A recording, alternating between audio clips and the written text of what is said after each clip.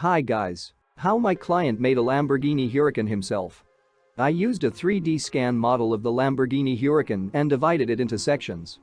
Then I saved a digital car-buck files in the JPEG and DXF format.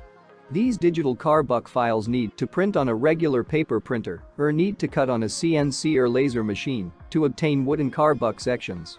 From this wooden sections need to assemble a car-buck. Then the space between the sections need to fill with construction foam and the surface covered with construction putty. Next, need to make fiberglass molds for the further production of a fiberglass body. A fiberglass body is made from the resulting fiberglass molds. The finished fiberglass body is installed on a suitable donor car or on a homemade frame. The Lamborghini Huracan is ready. The most important thing is to make the body. It's like Lego, but for men. Many of my clients make this without any experience. First, be sure to watch this short video.